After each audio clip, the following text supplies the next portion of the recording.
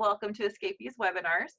My name is Georgianne. I'm the marketing director for Xscapers, and tonight we're going to chat with Chris and Cherie. They have a blog called Technomadia, but what they're going to talk a little bit more about tonight is their work with RV. Actually, it's no longer RV Mobile Internet. It's just called Mobile Internet Resource Center. In case you haven't heard of them before, they have a wealth of knowledge about how to stay connected while you're traveling, and they even have been able to take that experience into their boating adventures, their sailing adventures, not just on the road anymore. But Chris and Cherie, will you guys take a moment to introduce yourselves? Okay, well, I'm Chris. And I'm Cherie. We are owned by our cat, Kiki. Yes, and we've been on the road coming up on 12 years in just a few weeks. Currently our RV side of our life is a 1961 GM 4106. The vintage bus conversion, and we also split our year cruising the Great Loop, which also it's kind of considered RVing on water in North America. So we do that in the summers now, and we RV in the winters. Fantastic. And you guys are heading back out to your boat pretty soon too, from what I understand.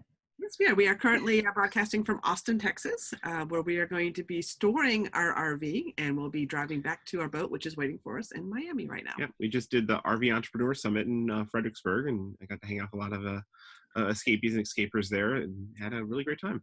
Sounds like it was a fantastic event. Lots of great speakers, and I've heard great things about what people were able to take away from that event. So it looks like you guys did an awesome job of informing people. And you'll have to excuse us. We're both recovering from a little bit of allergies and summit crud coming anytime you get a large group of people together. But what we just are presenting on today is a little bit about how we transitioned our own careers to something that's very mobile friendly and helping our RVing community out from where we started at. And then we're going to give you some tips on keeping connected while you're working on the road. And then we'll just open up to some Q&As and let you guys kind of drive the conversation from there. So good. A little bit quick glimpse at our story and what we've been through is started in 2006. I started actually out solo as a solo geek in a very tiny trailer, a 16-foot tab clamshell. And in that first year on the road, met Cherie online and kind of proposed our first date. And she's like, well, I've got to work. I work. I've got mobile internet, and like I got solar power, and like let me show you what stealth camping is all about. And we stealth camped on Treasure Island with the downtown view of San Francisco. So this is from our first date, which was 27 hours. And at the time, I was running a software development business out of my home in Florida, and Chris was in California.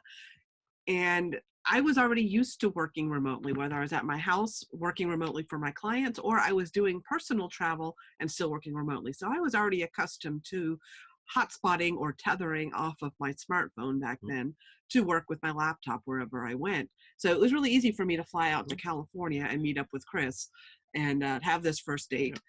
And my background was in the mobile technology industry. So I've been doing, I'd actually cut the cord and gone fully mobile with my cellular and stuff before there was even a term Wi-Fi. I've been doing it since '96 with a different early cellular and wireless connection. So we're kind of like a natural fit that way. So we quickly realized that our lives were aligned, not just in our romantic connection to each other, but also in business and our technology and in wanderlust. So I was able to sell my house in Florida and just took my business on the road with me. So I moved into his little trailer. Very little.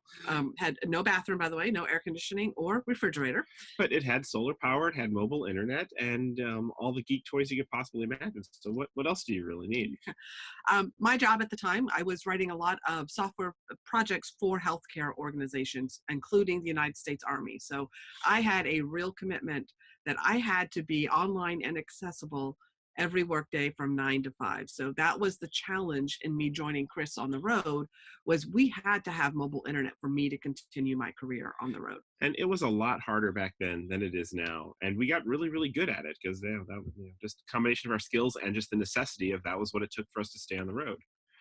We even got satellite internet at one point. This is us working remotely from Burning Man, getting some work hours in. That was our second trailer. We got slightly bigger, added a bathroom and air conditioning. And you can see on top up there, we also have the old style WeBoost cellular booster installed on the roof and some solar panels. So we were designed to go really off grid, but keeping very connected. And we continued that for up until about 2013, which is when my father passed away, and that I was running the business with him. And we decided, instead of carrying on his legacy of continuing those software development business, that it was time to find something that didn't have the requirements of us being online every single day from 9 to 5, having those rigid requirements. And we're also ready for something that was our passion, not necessarily what my father had done and carrying on his legacy. So we kind of, in the process of this, we'd expanded into a bus, got bigger desk space, and then here's kind of how our, as the one side of the career sort of wound down. So I successfully transferred all of my clients to new software providers, and then we were contacted by Our Village, and we helped them in the back end in the social media side launch, and that was 2014. And in that process, we met the great folks at the Xscapers, and Travis and Mel, and over margaritas, the idea of the Xscapers was born. So we helped them launch that, which is a pride and joy for us.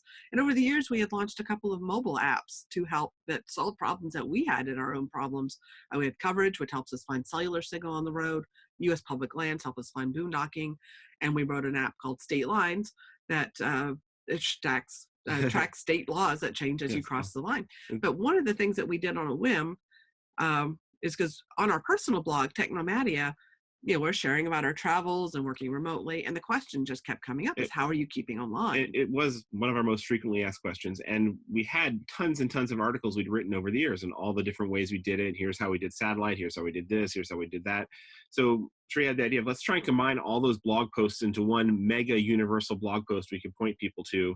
And by the time that started to get combined and edited and stuff, it was not a blog post, it was a book. Yeah, so it's like 35,000 words, which is apparently too long for a blog post. So we just put it out into a little book. In fact, you got the original one right there. Well, the original one was, well, I'm not sure if you're seeing the video or just the slides, but it was a little tiny book. It was about 87 pages long. It was horribly produced, but this wasn't our day job. I mean, this was just basically a way to send people to one resource to get all the information that we had, because our email box was just full all the time of answering these questions about what provider are you using? What booster are you using? Do I need a Wi-Fi Ranger? Do I need Wi-Fi signal enhancing equipment? And we just couldn't keep up. So we tried to just say, hey, here's a book, go read it. And we went on to pursue what we were going to try to find as our next job. Right, which led to all those other things and stuff. But then that book just kept going and going, and we did a second edition, and we actually put it out to the community and said, we'll do an Indiegogo campaign pre-sale for the book. All these additional chapters we can do, including hiring a professional editor, hiring graphics designers, and all these different tiers based on how many people pre-buy the book on Indiegogo. And it went through the roof and all the way to the top tier, which was, we're going to start a membership site to really take things to the next level. And that's evolved into this becoming our full-time job now. Yep. So 2014 is when we launched the Mobile Internet Resource Center, and it was originally RV Mobile Internet, because at that time we were primarily RVers.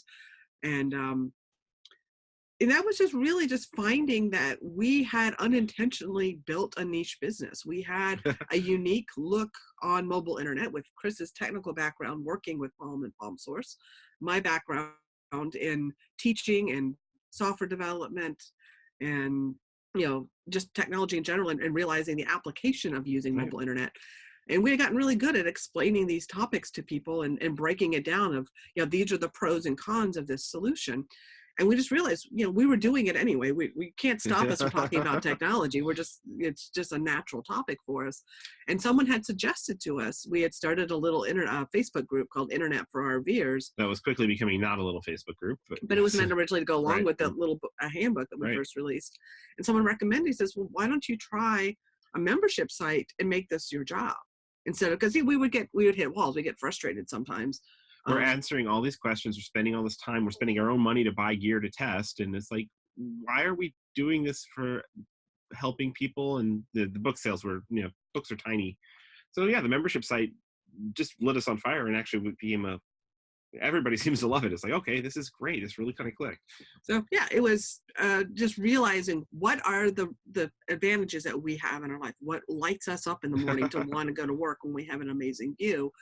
And helping people definitely is up there. Sharing our story is part of that. And doing that with helping people realize practical solutions for keeping connected and being able to hit the road themselves. was where we found our passion and what really has kept it going. So it was 2016 is when we really made the Mobile Internet Resource Center our primary focus. So for the past 2 years, it has produced the majority of our income on the road, and we now have paid staff members that we work with. We have two paid staff. They're everybody we hire. We also always only hire other full-time travelers, full-time RVers right now, who depend on mobile internet because it's very important. And it continues to grow. We'll probably bring on a third sometime this year to help us out. And it's just been wonderful to be able to serve in this way. And we never realized the stuff changes so often that it is a full-time job for all of us to keep on top of it. We never would have imagined it was this much work and that there was this much need and appreciation for providing this service. But if you think about it, for modern RVers, I'd say internet's right up there with electricity, if not even more important. So it does kind of click. Like, yeah, this is what we need. Particularly anybody working on the road, their job is anything online. It becomes super important. But we had to get over our own story of, we come from such a gift economy. You saw our Burning Man photos there. Is we were not used to charging for content, and that was a really weird concept for us. So we still give away a lot of free content. Right. We have to restrain ourselves sometimes. Our staff says, no, you're giving away too much. The model we went with is more like a PBS station or something where we have a lot of stuff that's for free, and then we're supported by our members, and our members are supporting that free content, and then they get a lot of extra stuff. So works out really well. And that way we could say no to all the sponsorships and no to advertising. We're not beholden to any company that wants to try and buy our influence and stuff. We're beholden only to our readers. So it was finding a business around our own values and our own passions and skill sets. And sometimes it smacks you upside the head where that is. Because if someone had told me 5 years ago that people would be paying me to advise them on what carrier to get, and antennas and boosters and routers and all this stuff. There we go. So instead of enough about us, let's see if we can't help you figure out some solutions.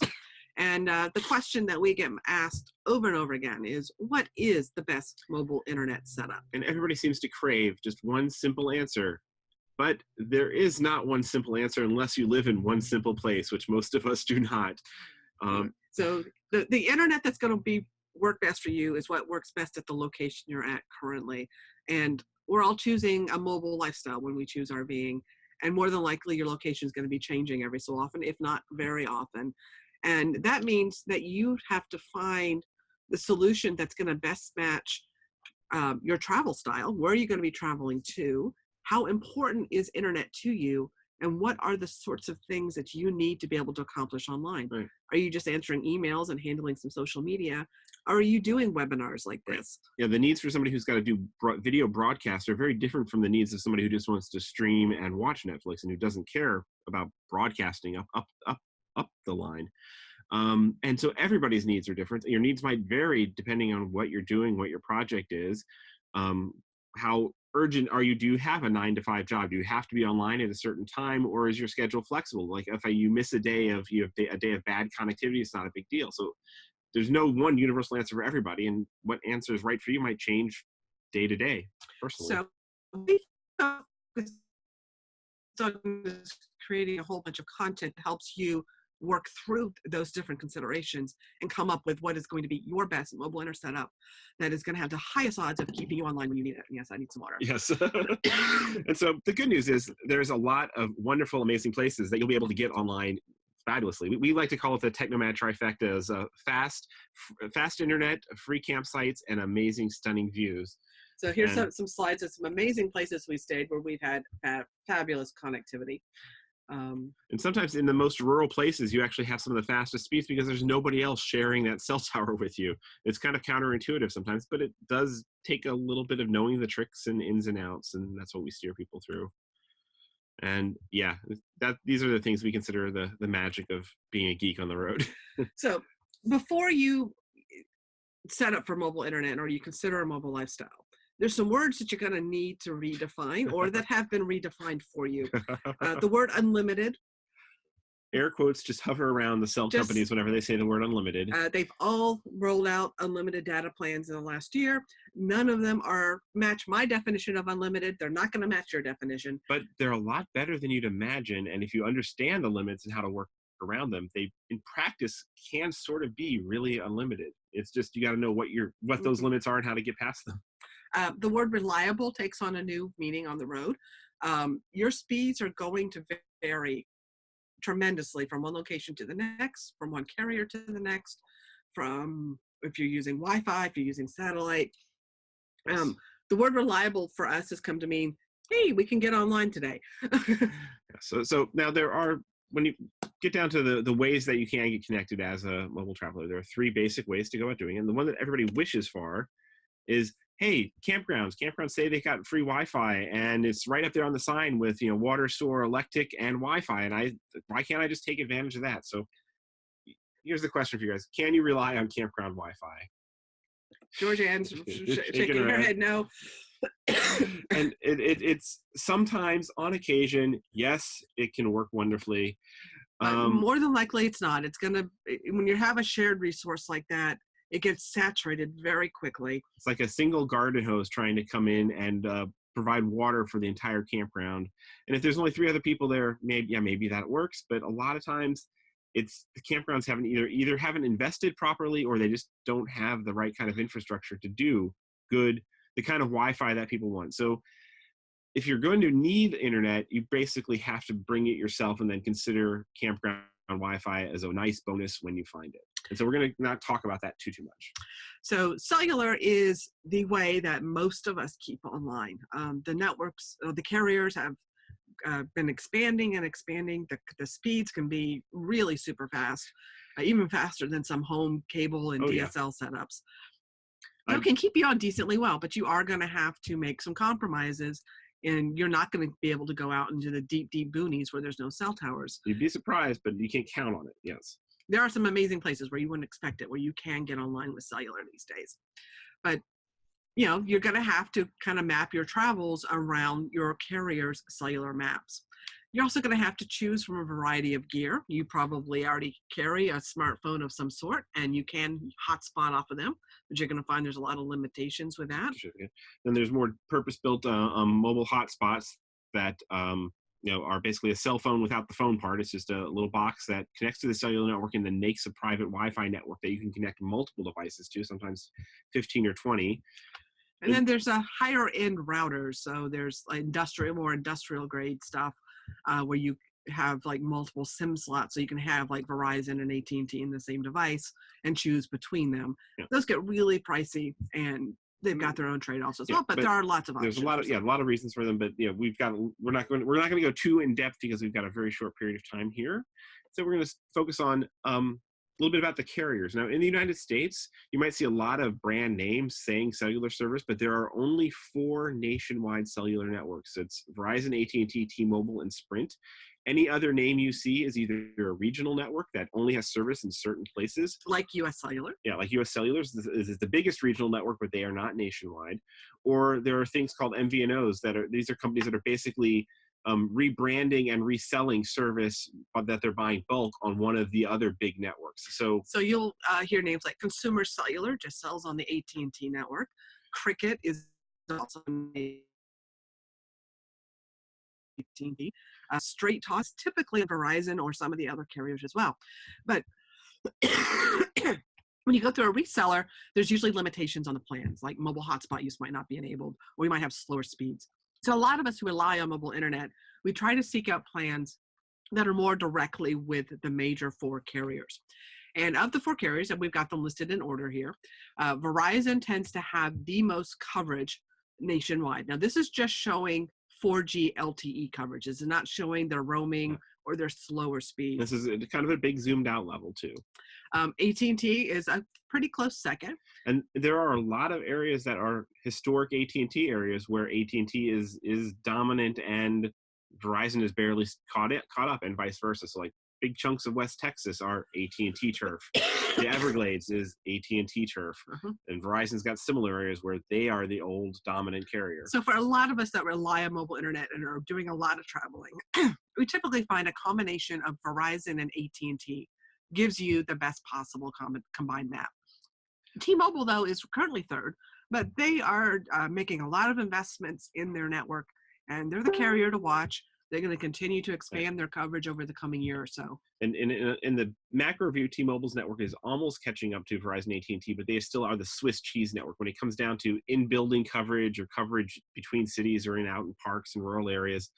You'll often struggle with T-Mobile, particularly if you have older hardware, because a lot of the T-Mobile's newest coverage, you need to have brand new phones, brand new devices to tap into. And then there's Sprint. As you can see from that comparison there, they have a lot of coverage lacking, especially as you move out towards the west.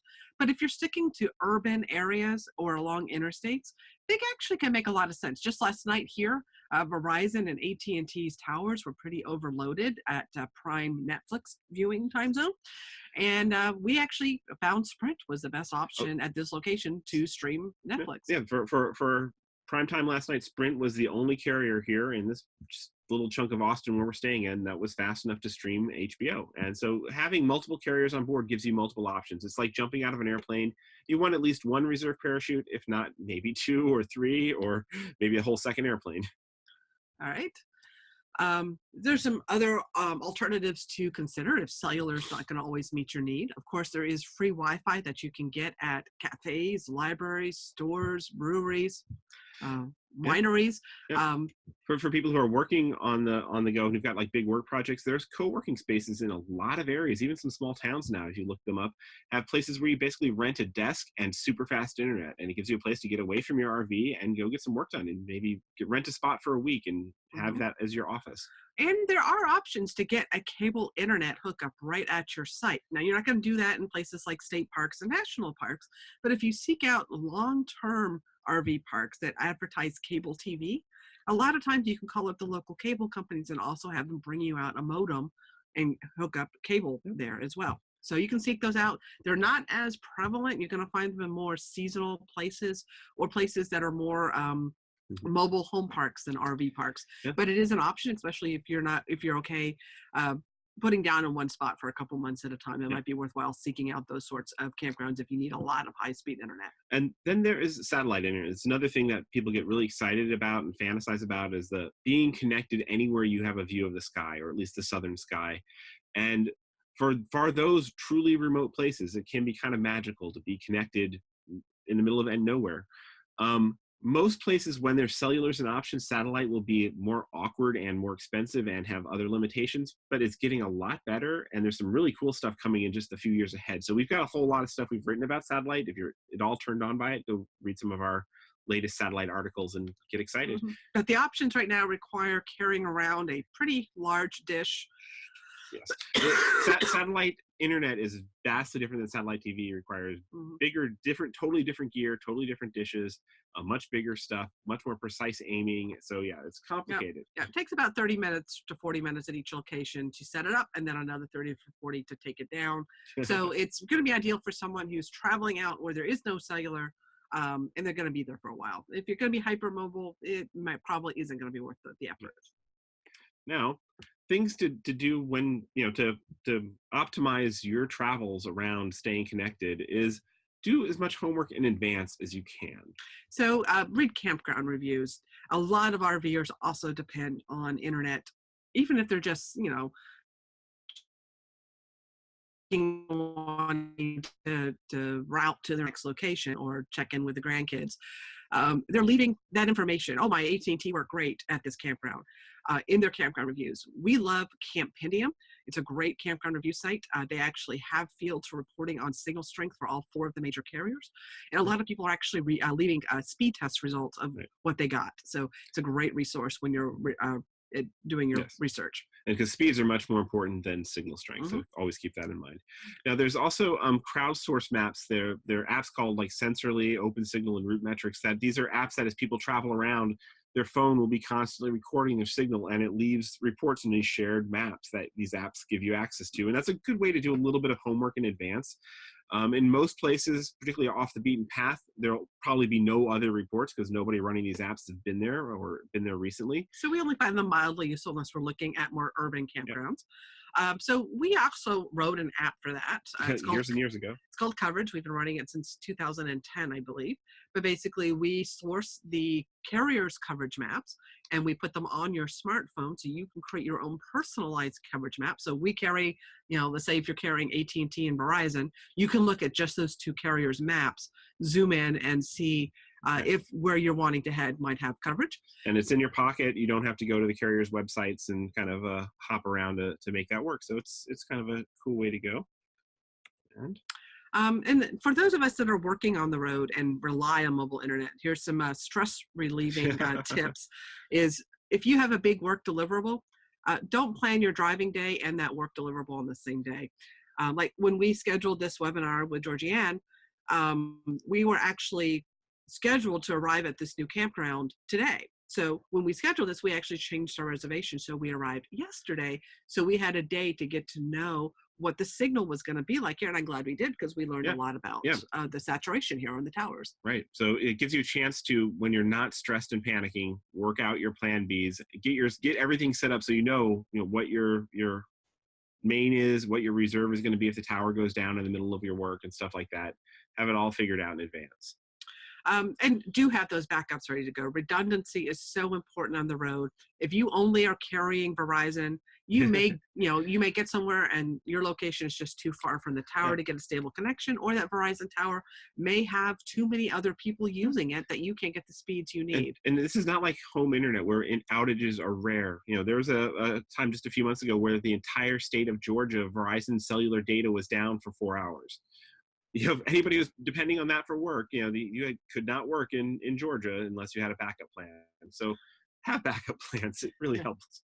Yeah, we personally carry all 4 carriers because we test stuff. So we are looking at them all the time. If we were personally choosing a setup, we would probably have a Verizon and an AT&T option, and T-Mobile probably, and maybe T-Mobile. And because you can get some of these plans really cheap, so a Sprint backup even on top of that. It's you can't have too much reserves. And then if you have the flexibility in your job to be out about being an RVer, and not everyone has that Some luxury. people are secret RVers.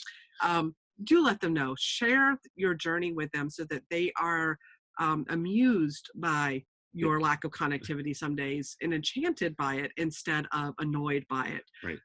The more you can share about that and set their expectations, that there may just be days that you need to, can we delay this for 30 minutes? I'm going to drive out to the front of the campground and I'll join you out there. Yeah. Because there will be days things go down and you just can't pull your head out. You can't just rip your hair out over it. You just got to deal with it, roll with the punches and say, hey, this is a bad connectivity day, just like it could be a bad hair day. Some things just happen. All right. So we offer a lot of information. The Mobile Internet Resource Center, you can find it at mobileinternetinfo.com. We have a featured guides with a whole bunch of information walking through everything from how to install antennas to picking your cellular plans to your gear. We have a gear center where we are constantly tracking all the new gear that comes out. We have product overviews and reviews. And we try and structure things where we start with the very basics that you do not need to be a geek in any fashion to understand. We really do start in the basics, particularly in the book. All the way up to if you are a geek who's building a high-end system, come join us in the forums, and we've got we can go as geeky as you want to go. And there's a bunch of free content there. So, what we just overviewed, if you go to this overview of mobile internet options for RVers and cruisers, that will start you off with an overview of our current best pick. You'll find the best cellular data plans. We're constantly updating the best plans. Those just changed last week. Yep, major changes to the best data plans. Some of the best ones went away. So if you weren't getting our newsletter and alerts, you might have missed your chance to get an incredible AT&T deal. We do offer a free newsletter. You can subscribe to that at mobileinternetinfo.com/subscribe. So every month we'll send you a recap of news stories we're tracking. Our members do get alert newsletters. So when we hear of a plan going away, they get coached through getting those plans. Jump on this today. Drive to the store. Go get this. If you're a video inclined person, we're constantly putting out news stories and guides on our YouTube channel. You can find that at the Mobile Internet Resource Center on YouTube. So please subscribe there. And a lot of free content is there. And we do, if you have questions as you're going through your research, come join our free Facebook group. It's Internet for RVers and Cruisers. Our staff regularly answers questions there. We'll be happy to guide you to our articles and guides online to further answer your questions.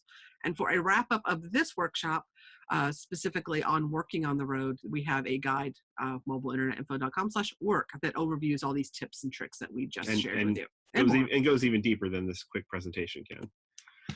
Now, if you want to, Go further. If you want to go further with us, like I said, we have a lot of free content. We do have the book. We just released it last month. It is back to its short form. Yeah, this is the 5th edition. This is fully revised and rewritten. You can get that in PDF, Kindle, iBooks, and print, obviously. And it walks you through assessing your needs, overviewing the basics. It's a very basic book. It's designed to be a primer to all the options, and then gives you links to all of our guides online to go deeper with us. Right.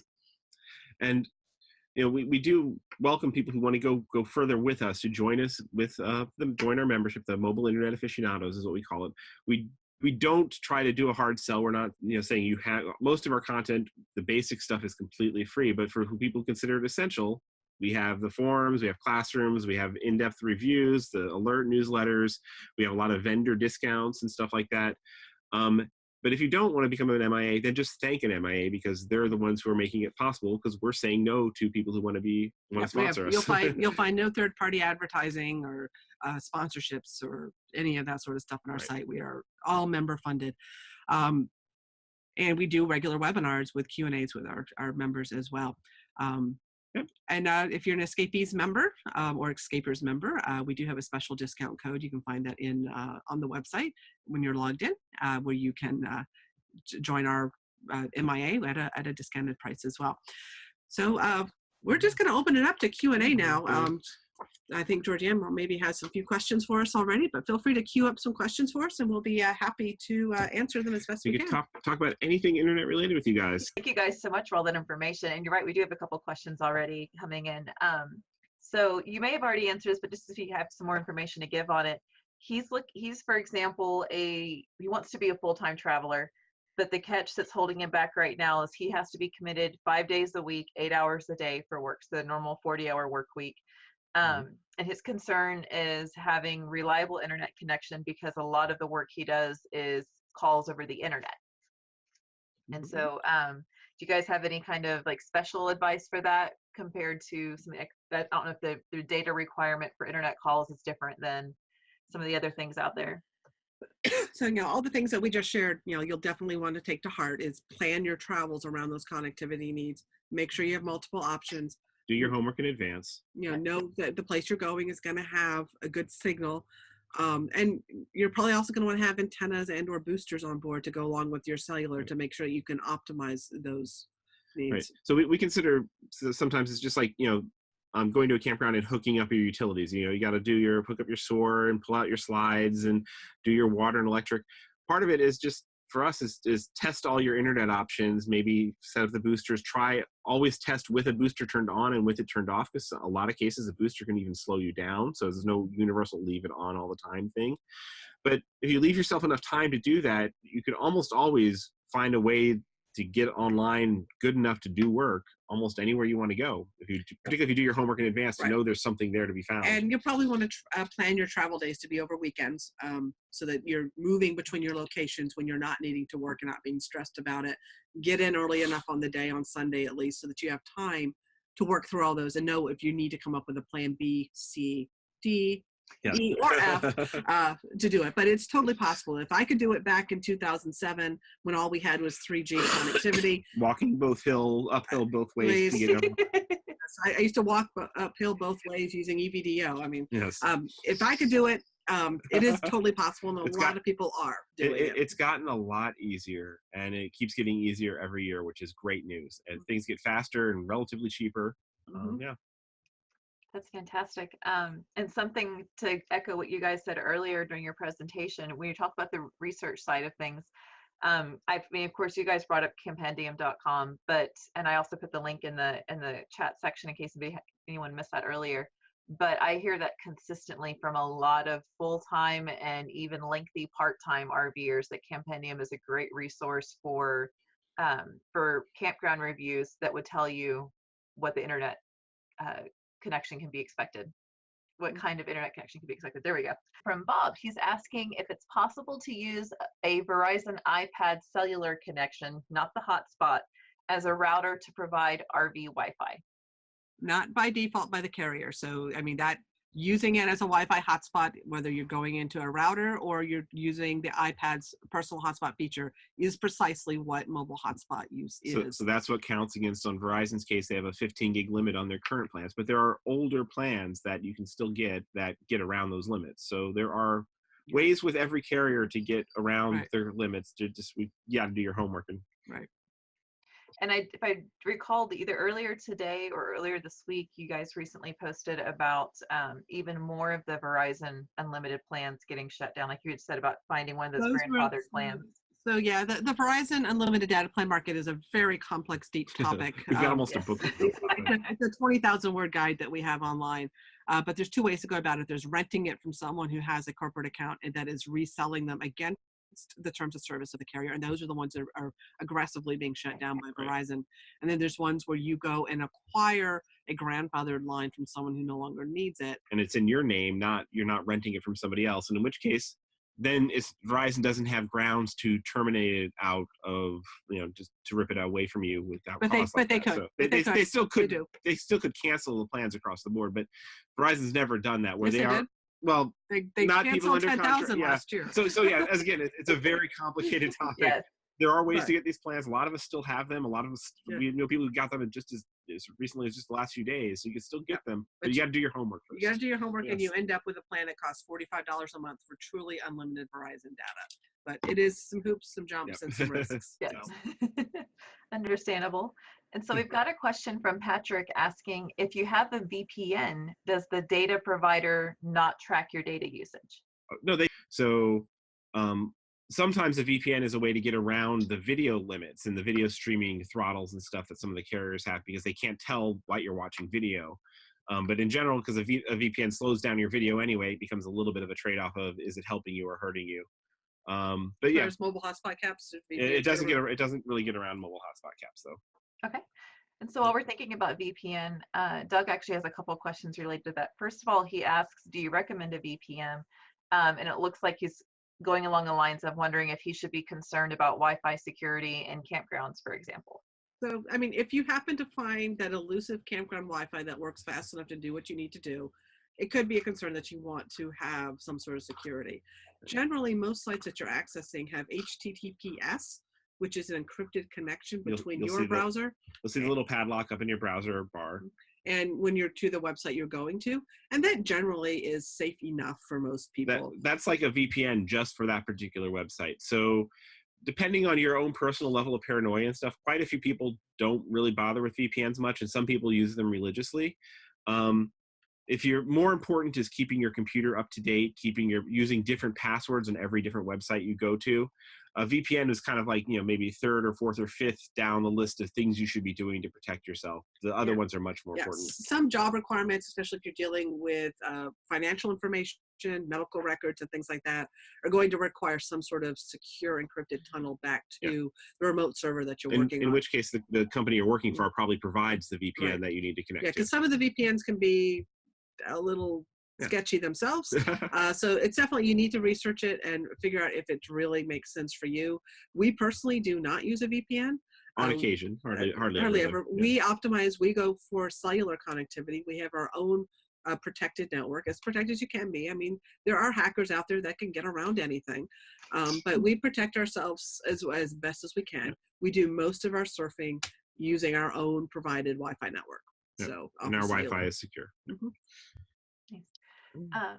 Okay, so then Mark has a question about speeds. Like, what's the fastest cellular speed you have seen so far?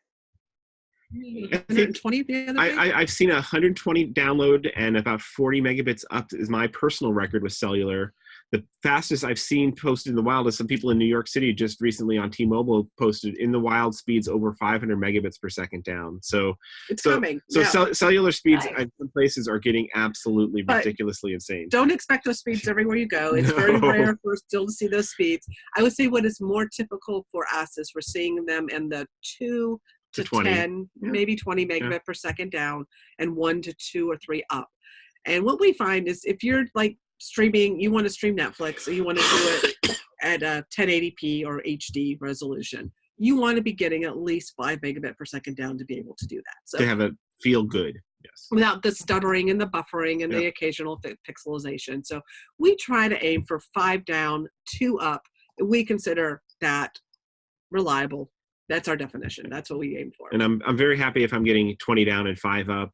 And anything above that is just like happy dance gravy, or time to download big files and do all the updates if we've got a... Yeah, so we run a YouTube channel, so we're doing a lot of upload, big files that are uploading. So it's like, woohoo, we get those high upload speeds. It's like, okay, let's produce a lot of YouTube channel videos and get them all up now. Nice. Okay, so we've got another question from Doug. He's asking, what is your cost to use multiple companies, and how do you keep your costs down? So our current cost, we have unlimited data plans on all 4 carriers. Our monthly cost is $135 inclusive of all 4 carriers.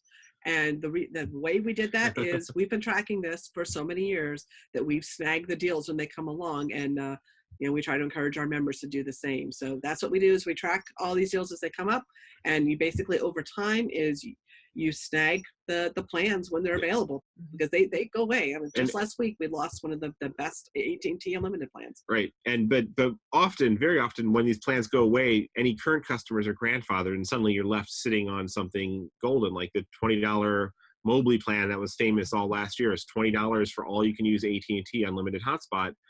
That got retired towards the end of the year. September. Yeah, towards September. But for 6 months, there was like, we're telling people, go get this, go get this. And people who didn't listen, they're like, oh, I should have listened to you. Yes. So, yeah, that's one of the services we provide our members, and we try to get the information out to the public as well, is this is a limited time offer. You literally have 48 hours to go get this deal, because once it's gone, it's gone. So out of curiosity, what about things like, so let's say people that got the Mobley and have found that it's great, no problems, but they don't actually need it for their particular needs anymore. Is that something where we've talked about grandfathered plans a little bit? Is that even an option with the more contemporary plans, or somebody could attempt to loan their service out? So now you can't, with AT&T, you cannot transfer a grandfathered plan to someone else's name. So you totally can give someone access to your account and the plan and have them pay the bill and change the credit card information. But your name and social security number is still going to be credit rating is still going to be tied to that account. So no, AT&T makes it very difficult to do assumption of liability or transfer of service and keep the old plans on grandfathered plans. Right. They basically force you to the new plans. Verizon does still allow the assumption of liability of grandfathered plans. They officially don't are supposed to, officially don't, but they unofficially do, and seem to have no problem letting people transfer lines. Well, if you find the right rep. Yeah, so you got to, it's basically a game at Verizon of call until you get somebody who says they know how to do it, and then you can transfer lines. And that's how all these gray market data brokers deal with this, is they know exactly what questions to ask and how to call and how to navigate the system. So we have some data brokers who work with our members who can still get lines, who can get the line set up and do it properly, and they guarantee it. So that's awesome. And what a thing to even probably 5-10 years ago, people didn't really think that a job such as being a data broker would exist. I know. It's awesome. I'm quite impressed at how on top of things you guys are able to be, given how quickly information changes. These unlimited plans, and of course we say unlimited with quotation marks, are they cellular, or are they meant more for hotspots or mobile hotspots? Same thing. Well, cellular is a mobile hotspot, is a cellular connection you're using on a mobile hotspot. I think you might be asking, are they smartphone plans or hotspot plans? And so I think he was asking about our $135 a month. I'm not really clear what he was asking. Yeah. Okay. I think he was referring to our $135 a month cost for our plans, and all of ours are hotspot enabled, legit plans that we've tracked over the years. Right. So the 4 that we consider, we have one of those Verizon grandfathered unlimited plans that we pay $45 a month for. We snagged one of those AT&T unlimited hotspot plans on their old unlimited plus plan. I say old, that was last week. They just retired it last week. That was $20 a month added on to your smartphone line. We also have one of the Mobleys, but that's for testing.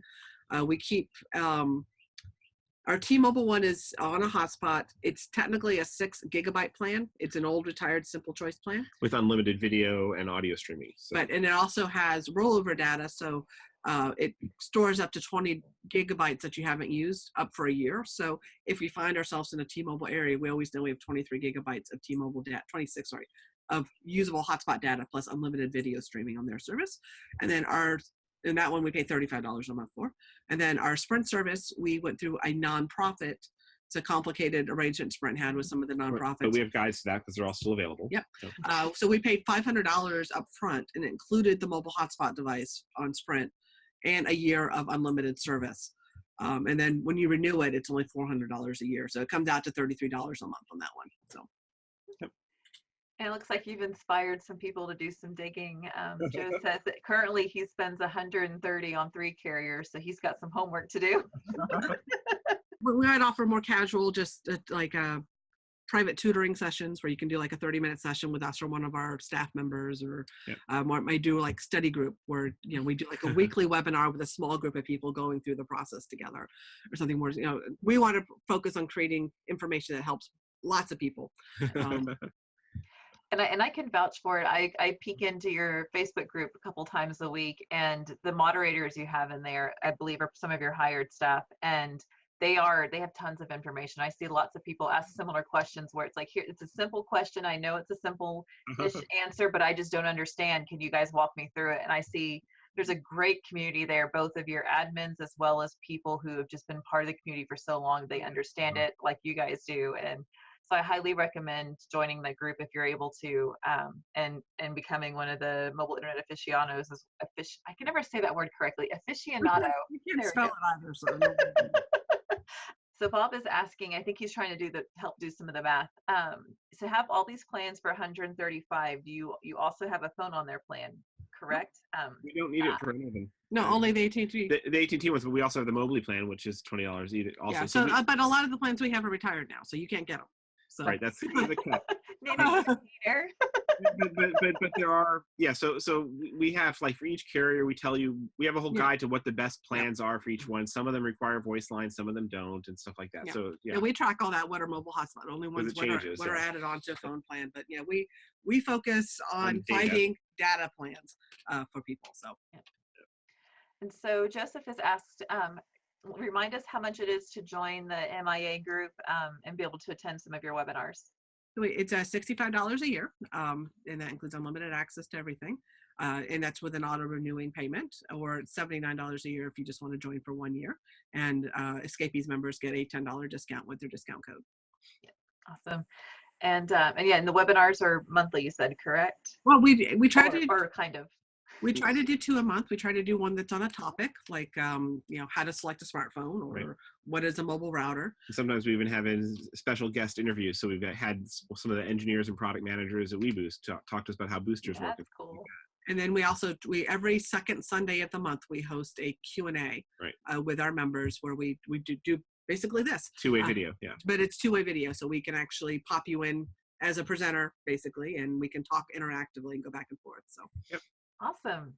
All right. And so Doug has another question. Do you have on your website tips for controlling download use?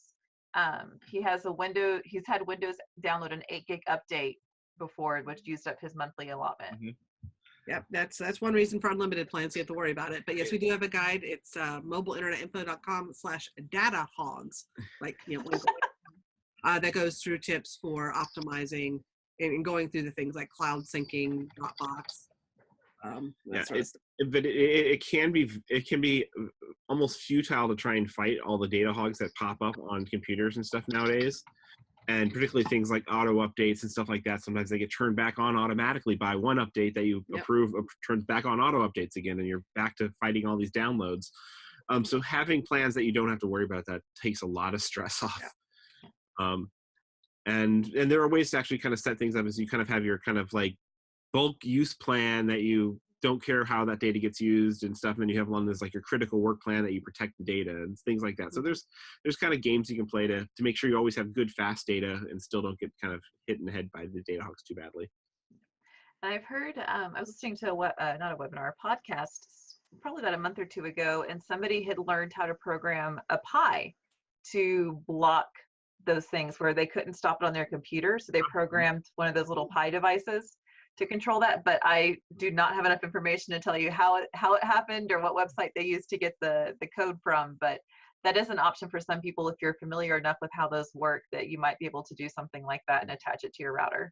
Yeah, it's kind of funny. It's usually the people who are most technically adept at being able to block and control and do advanced stuff are the ones who really don't need to, because they've got They've got unlimited plans and their data under control. It's the people who don't really understand data who end up getting hit upside the head when suddenly Dropbox starts syncing 100 gigs of photos that they never even knew they had. Or you go take a video with your iPhone and you've got cloud syncing turned on to iCloud, and suddenly, this video you just took of it might be or the inside of your pocket. You accidentally hit record inside your pocket, record for an hour, and then you're uploading 20 gigs of pocket lint.